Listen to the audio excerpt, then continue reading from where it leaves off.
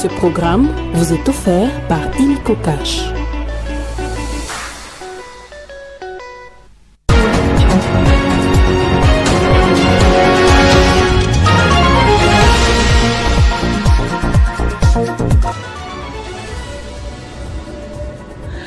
Guerre au Proche-Orient, 14 compatriotes congolais rapatriés du sud du Liban via l'Égypte grâce à l'implication du président de la République, Félix Antoine Tshisekedi Tshilombo.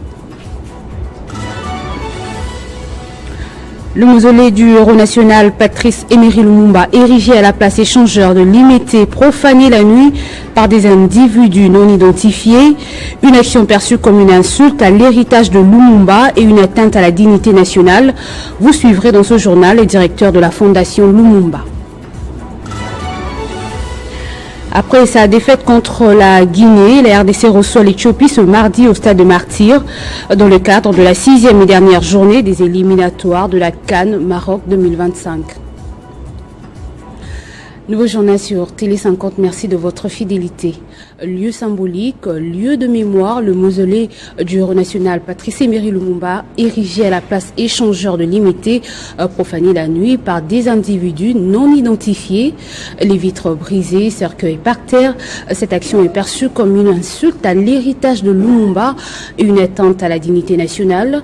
On écoute à ce sujet Michel Kitoko, directeur de la fondation Lumumba, joint par Rufus Lukanga. Qui sont clairs, parce que je suis sur terrain, sur place avec la police scientifique et tout le service de l'État pour constater ces faits. Mais est-il que le mausolée, la porte d'entrée, le vitre était déjà cassé. Et puis à l'intérieur, je constate aussi que le cercueil est déposé par terre. La chance que nous avons, c'est que le relique n'a pas été touché. Mais quand même, c'est cet esprit de vandalisme dont nous ne connaissons pas encore les causes, parce que nous laissons les autorités scientifiques éclairer à l'opinion la donne qui s'est passée sur cet angle-là.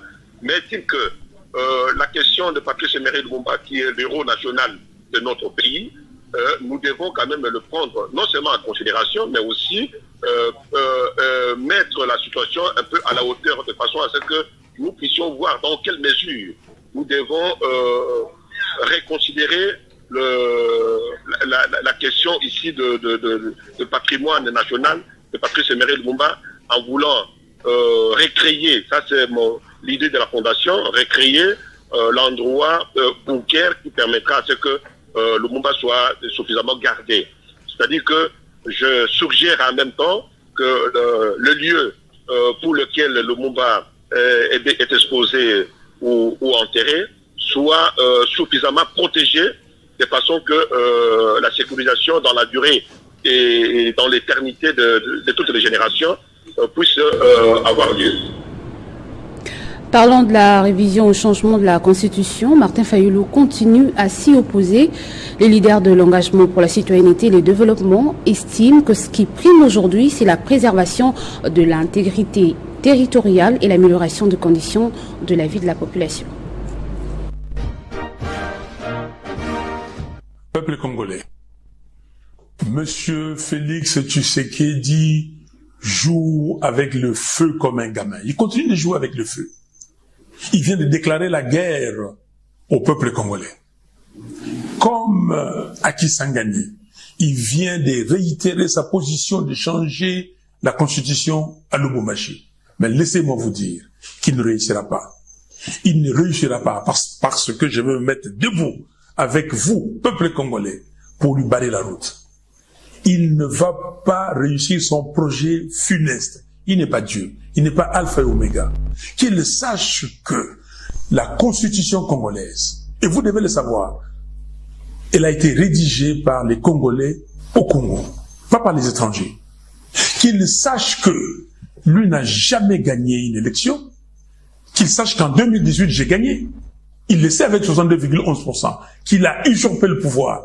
Et qu'il sache qu'en 2023, il a organisé un simulacre d'élection. Donc, peuple congolais, vous avez vos représentants légitimes. Je suis votre commandant, le président élu. Donc, vous ne pouvez pas écouter Tshisekedi, ou Tshisekedi ne peut pas vous faire peur. Il va voir ce que les Congolais vont lui réserver. Et je suis là et je serai devant vous. Monsieur Tshisekedi, il parle de l'article 217. Mais je lui demande qu'il aille lire cet article et qu'il complète sa lecture avec l'article 214. Comme sa première ministre, lui vient démontrer qu'il ne connaît pas la Constitution. C'est grave. Ce n'est pas lui qui a amené le pays à l'EAC. C'est lui qui a fait adhérer le pays à l'EAC. C'était quoi l'EAC? Est-ce qu'il a compris les conséquences? À l'EAC, c'est là où certains pays africains pouvaient prendre certaines portions de notre territoire. Pas la Constitution. Qu'il me cite un seul article de la Constitution qui l'empêche de récupérer Bunagana et les 120 autres localités occupées aujourd'hui par le M23. Qu'il me donne un seul article qui lui permet d'encourager la corruption, de laisser les deniers publics être volés par n'importe qui. Qu'il me donne un seul article qui l'empêche d'améliorer les conditions sociales des Congolais. Un seul. Non, ça n'existe pas. C'est un faux fuyant. Monsieur Tshisekedi doit comprendre que les Congolais ne le laisseront pas faire. Donc je suis avec vous et avec vous, nous allons lui barrer la route. Qu'il sache et, comme on dit en français, à bon entendeur, salut.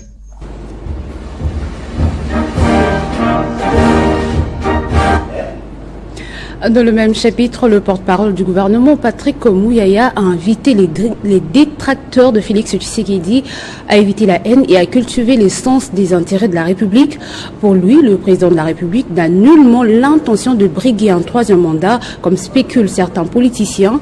Il veut plutôt rendre la tâche plus facile à son successeur. On l'écoute dans cet extrait.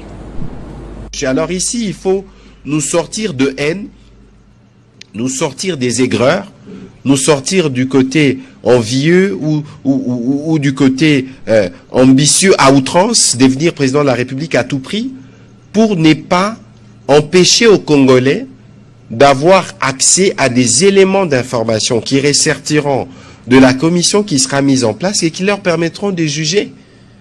Pourquoi vous voulez priver des Congolais du droit d'évaluer le texte mère qui nous régit si ces textes posent des problèmes pour certaines questions qui nous sont prioritaires?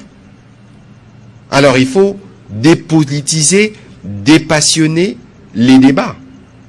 Il faut éviter d'aller dans des procès d'intention. Nous sommes en début de mandat. Le président de la République a encore 4 ans. Alors il faut éviter de lui prêter des intentions. Ici l'idée, et c'est clairement exprimé, l'année prochaine, c'est dans quelques mois, une commission sera mise en place pour tous les compatriotes qui ont des idées, y compris pour dire non. Parce qu'ici, virtuellement, on veut dire non parce qu'on pense qu'on veut toucher un article. Mais la Constitution, c'est pas qu'un seul article. Et donc, voilà un peu, parce que c'est un débat important et j'espère que vous, les professionnels des médias, vous allez nous aider à converger vers l'essentiel. Parce que l'objectif ici, c'est de nous assurer que nous avons des institutions qui sont plus fortes et des institutions qui sont plus à même de répondre aux défis des compatriotes. Le président de la République vous l'a dit, son souci, c'est pas de s'éterniser au pouvoir, mais c'est d'être sûr qu'après son passage, qu'il rende la tâche plus facile à celui qui lui succédera et qui soit en mesure de vivre dans ce pays. Mais qu'est-ce qu'il y a d'anormal dans ce que le président de la République souhaite? Parce que c'est lui qui a la charge de conduire les destins de ce pays. Guerre au Proche-Orient, 14 compatriotes congolais ont été rapatriés du sud du Liban via l'Égypte à bord d'un vol spécial affrété par le gouvernement congolais grâce à l'implication du président de la République Félix Antoine Tshisekedi Tshilombo. À leur arrivée à l'hôtel du gouvernement où ils ont été accueillis par les représentants des ministères des Affaires étrangères et des Affaires sociales, la ministre d'État Thérèse Kayikwamba Wagner, actuellement à Avar, s'est entretenue avec les compatriotes congolais par téléphone en signe de solidarité afin de leur souhaiter un bon retour au pays. Sécurité aux frontières de la RDC et la République centrafricaine. Les travaux de la commission technique mixte en matière de frontières se sont déroulés lundi à Kinshasa. L'objectif étant de lutter contre les invasions rebelles que peuvent provenir des pays voisins. La première session de la commission technique mixte en matière des frontières entre la RDC, entre la République démocratique du Congo et la République centrafricaine s'est tenue à Kinshasa à l'hôtel Sultani.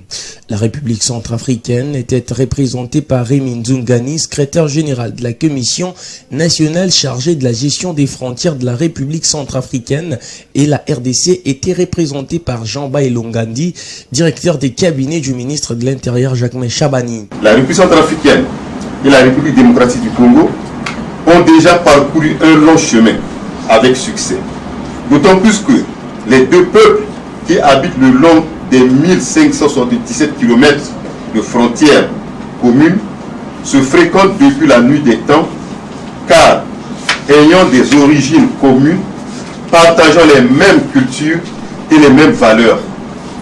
Cette rencontre de Kinshasa, placée sous le signe de la dynamique des relations de paix, de bon voisinage et de fraternité, témoigne de la volonté politique impulsée par leurs excellences M. Félix Antoine Tshisekedi Tshilombo, président de la République démocratique du Congo, et professeur Faustin Archange Touadéra, président de la République centrafricaine. Après l'allocution du représentant de la RC, c'était au tour de celui de la RDC de prendre la parole afin de présenter la restitution des travaux. Tâche essentielle de la présente session et la mise en place d'un cadre juridique portant création et fonctionnement de la commission technique mixte en matière de frontières entre nos deux pays. La sécurité aux frontières des deux pays est un moyen sûr et efficace pour lutter contre toute forme d'agression rebelle venant d'autres pays voisins. Dialogue social, le gouvernement et l'intersyndicale nationale de l'administration publique, INAP en sigle, ont procédé à la signature d'un protocole d'accord le samedi 16 novembre à Bibois. Plusieurs résolutions ont été adoptées pour l'amélioration des conditions socio-professionnelles ainsi que la gestion rationnelle de la carrière des agents publics de l'État congolais. Clôturé samedi 16 novembre 2024 à Bibois, dans la commune de Lontsélé, la fin des travaux de la commission paritaire gouvernement INA a été caractérisée par un atterrissage en douceur avec la signature du protocole d'accord reprenant plusieurs résolutions pour mettre en place une transformation profonde de l'administration publique congolaise. Présidée par le vice-premier ministre, ministre en charge de la fonction publique Jean-Pierre Liao, représentant la première ministre Judith Souminois, assisté par le ministre d'État en charge du budget, Aimé Bougie, ainsi que des vice-ministres des Finances et du budget.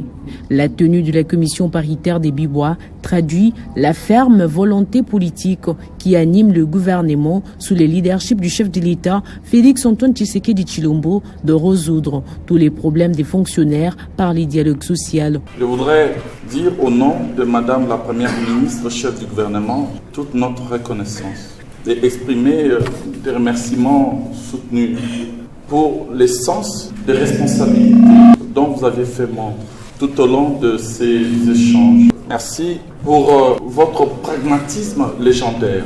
Merci pour avoir placé l'intérêt supérieur de la nation au-dessus de tout autre intérêt. Cela démontre à suffisance votre sens de patriotisme. Le dialogue demeure la seule arme à notre disposition pouvant nous permettre d'aplanir nos divergences, mais aussi de tracer ensemble le chemin qui va nous conduire vers les horizons du surlendemain.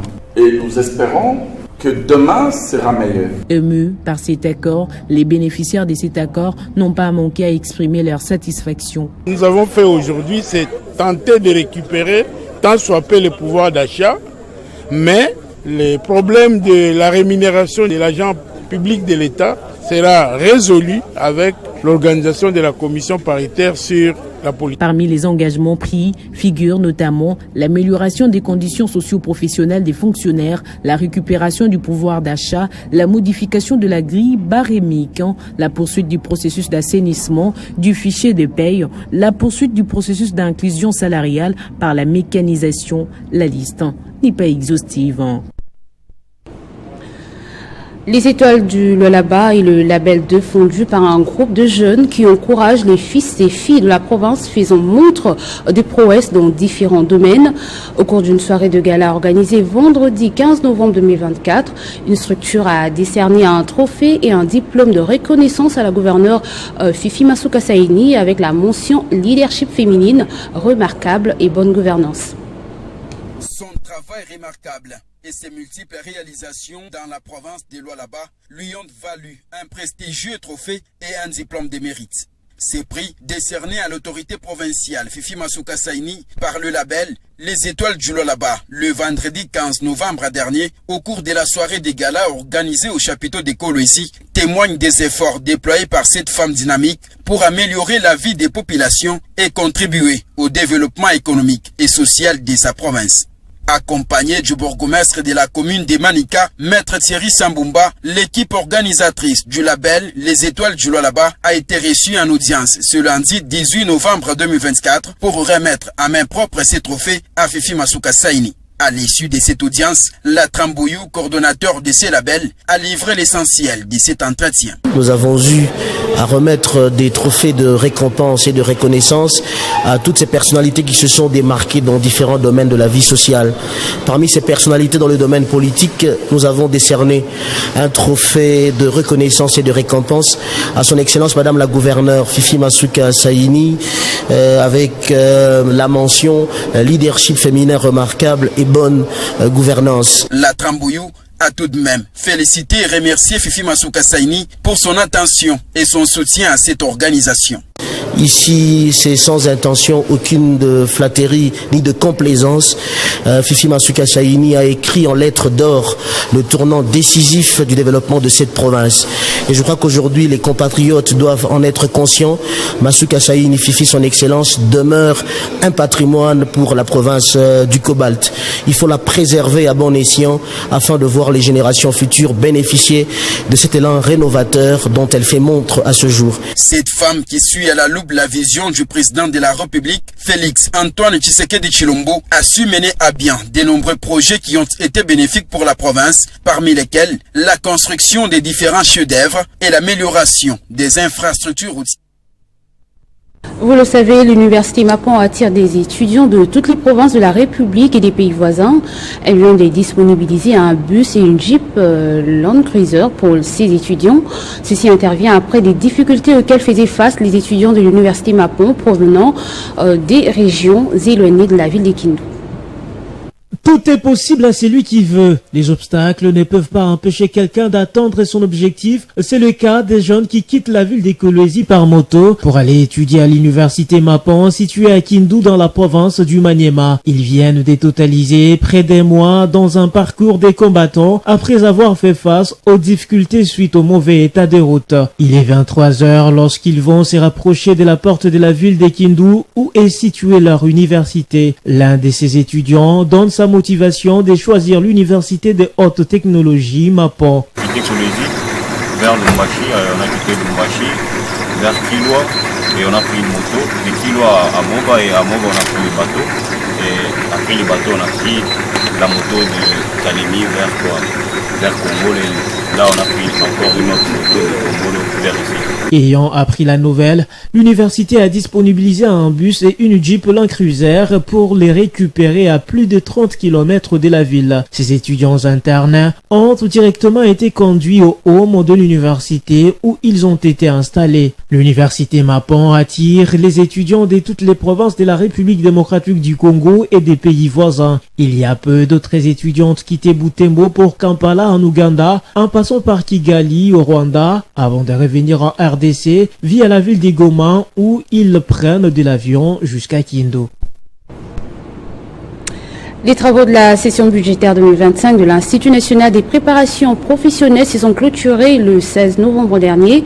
Cette session qui a débuté le 1er novembre a permis au président du conseil d'administration de l'INPP de plaider pour le 59% que le gouvernement est obligé de verser à cette institution pour son bon fonctionnement.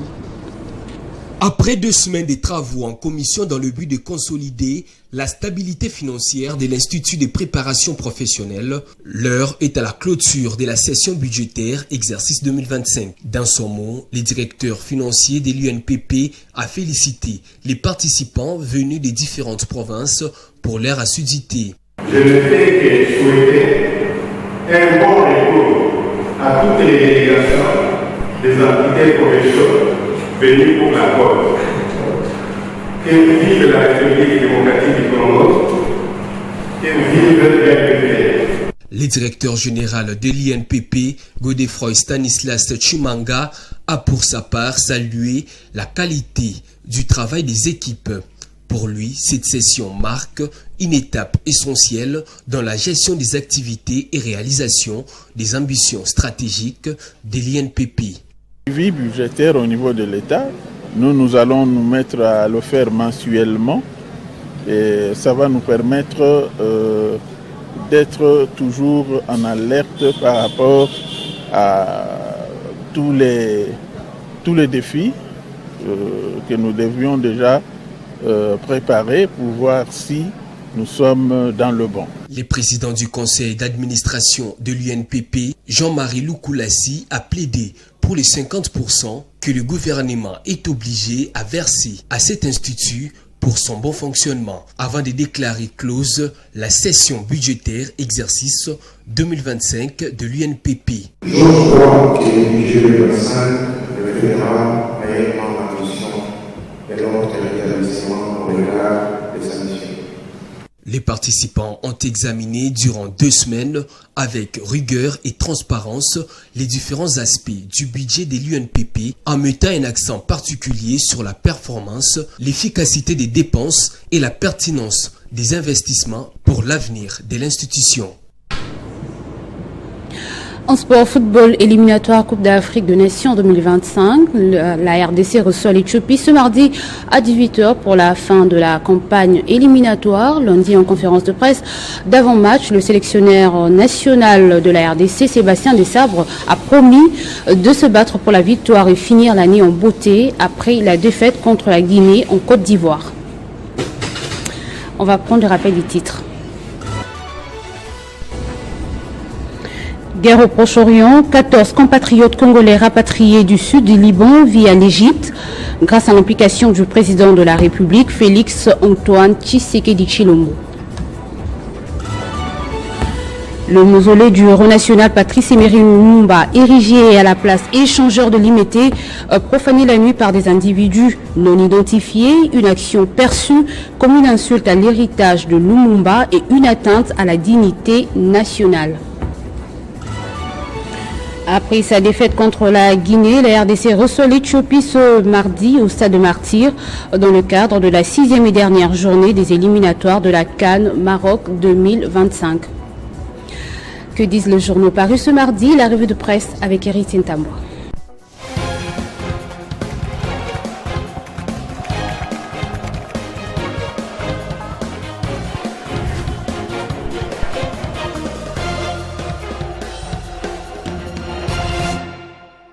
Comme annoncé, Héritier Tambo me rejoint de l'autre côté du plateau. Bonjour et bienvenue. Merci beaucoup, Joël. Bonjour et bonjour à toutes ces personnes qui nous suivent des partout. Vous êtes magnifiquement bien habillés.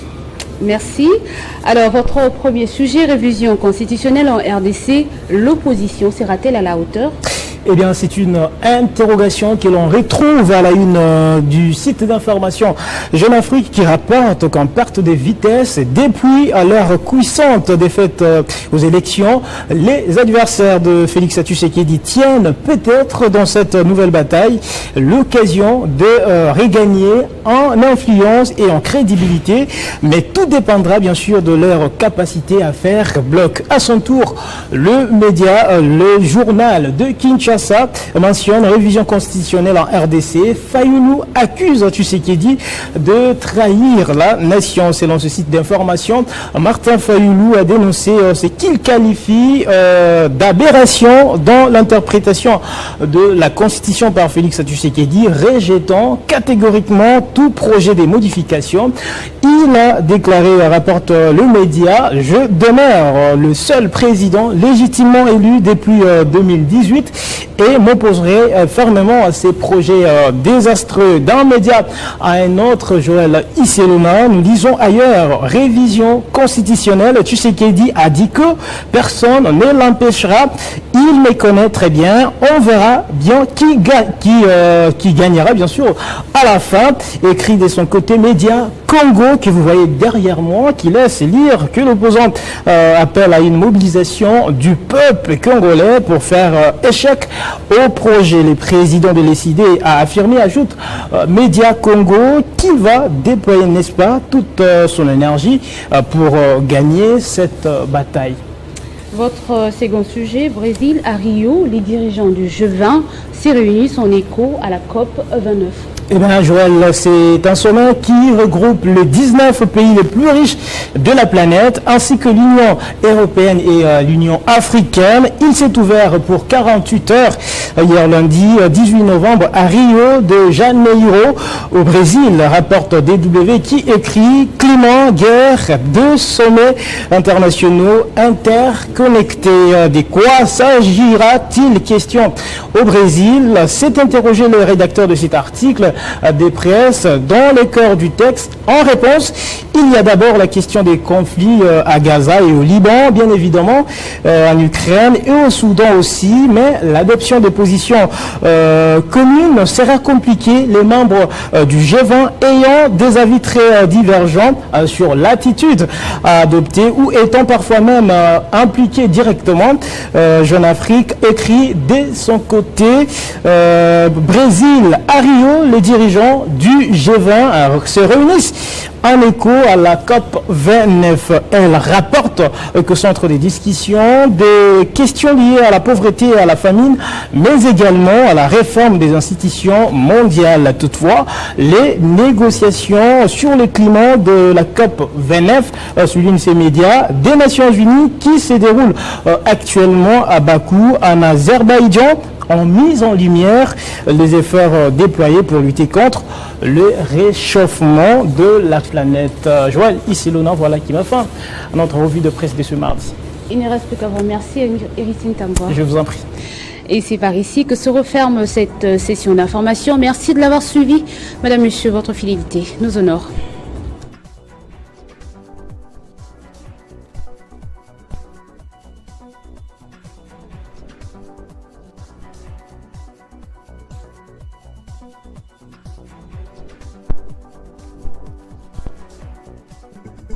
Retrouvez toute l'actualité en continu sur www.tele50.cd.